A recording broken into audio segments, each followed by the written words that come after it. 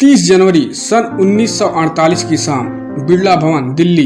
एक बुजुर्ग दुबला पतला शख्स अपने दो साथियों के सहारे धीरे धीरे प्रार्थना सभा की ओर बढ़ रहा था। उसके होठों पर राम का नाम था और आंखों में दुनिया को प्रेम और शांति का पाठ पढ़ाने का सपना। लेकिन ठीक उसी पल भीड़ में से एक युवक निकलता है। उसके चेहरे पर कोई डर नहीं, ना ही कोई घबराहट थी। और फिर 3 गोलियां चलती हैं। सब कुछ वहीं पर थम जाता है और भारत का बापू वहीं गिर जाता है और इतिहास की सबसे विवादास्पद हत्या हो जाती है। लेकिन क्या गांधी जी को सिर्फ इसलिए मारा गया था कि उन्होंने पाकिस्तान को 55 करोड़ रुपए दिलाने की कोशिश की थी? क्या नाथूराम गोडसे सिर्फ एक कट्टरपंथी हत्यारा था, या फिर इसके पीछे कोई गहरी वैचारिक लड़ाई या कोई ऐतिहासिक दर्द और एक सुनिश्चित योजना थी?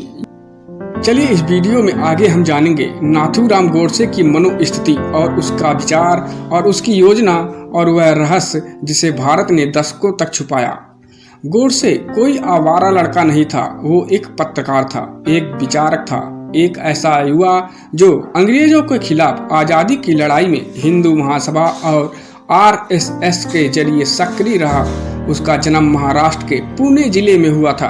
बचपन में उसे लड़कियों की तरह पाला गया क्योंकि उसके परिवार को विश्वास था कि पहले 4 बेटों की मौत के बाद यदि इसे लड़के की तरह पाला जाएगा तो ये जीवित रहेगा। उसका नाम नाथूराम इसलिए पड़ा क्योंकि उसे नथ पहनाई गई थी। लेकिन जैसे जैसे वह बड़ा हुआ उसके भीतर देशभक्ति और हिंदू अस्मिता की भावना गहराने लगी। गांधी जी के खिलाफ उसके मन में असंतोष तब पनपने लगा जब उन्होंने खिलाफत आंदोलन का समर्थन किया, जब उन्होंने बार बार मुस्लिम कट्टरपंथियों के खिलाफ खामोशी बरती, जब उन्होंने हिंदुओं से कहा कि अगर कोई मुसलमान उन्हें मारता है तो वे खुद को मारने दें लेकिन विरोध ना करें, और जब बंटवारे के समय भारत को तोड़ने की मांग करने वाले को गांधी समर्थन देते दिखे तो गोडसे के भीतर रोष बढ़ता गया। सन 1947 में जब देश बटा, लाखों हिंदू पंजाब, बंगाल और सिंध से उजड़कर भारत आए, तब नाथूराम ने देखा कि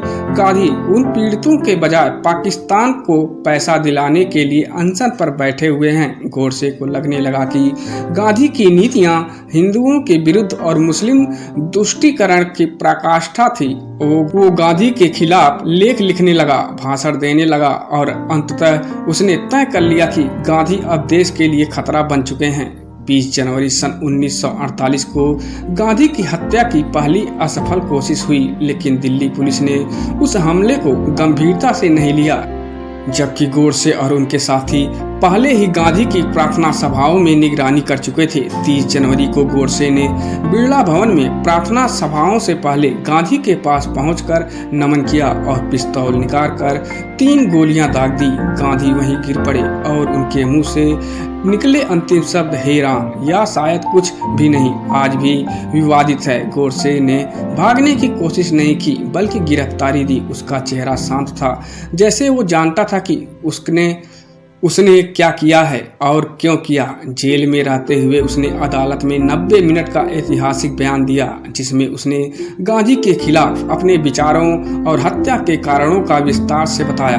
गोडसे ने कहा कि गांधी ने मुस्लिम कट्टरपंथियों को बढ़ावा दिया, देश को बंटवारे की ओर धकेला, पाकिस्तान को आर्थिक सहायता दिलाने के लिए अनशन किया, जबकि लाखों हिंदू विस्थापित होकर भूख से मर रहे थे। उसने कहा कि गांधी की अहिंसा की नीति एक तरफा थी, जो केवल हिंदुओं से बलिदान की मांग कर रही थी, लेकिन मुस्लिमों के कट्टरपंथ को नजरअंदाज करती थी। कोर्ट में यह बयान गूंजता रहा, लेकिन उसे समाचार पत्रों में प्रकाशित नहीं होने दिया गया क्योंकि सरकार को डर था कि कहीं जनता गोडसे के विचारों से प्रभावित ना हो जाए।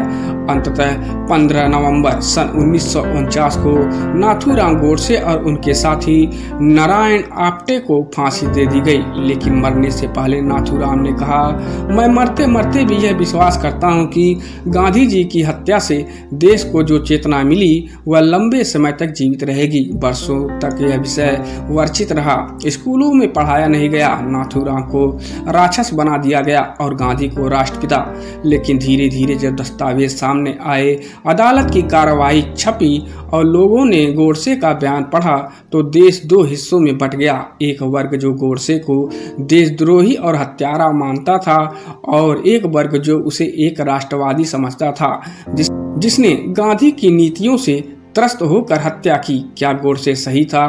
क्या गांधी गलत थे?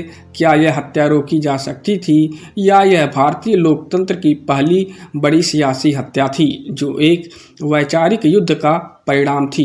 ये सवाल आज भी देश के दिमाग को मथते हैं और जब भी हम गांधी की मूर्ति सामने मौन होते हैं, कहीं ना कहीं वो 3 गोलियों की आवाज़ अब भी गूंजती है जो नाथूराम गोडसे ने चलाई थी, ना सिर्फ एक आदमी पर बल्कि उस युग के अंत पर। तो दोस्तों, आप लोग को वीडियो कैसा लगा? अगर आप लोगों को इस तरह का वीडियो देखना पसंद है तो हमारे चैनल को लाइक करें, सब्सक्राइब करें और लोगों में शेयर करें। धन्यवाद।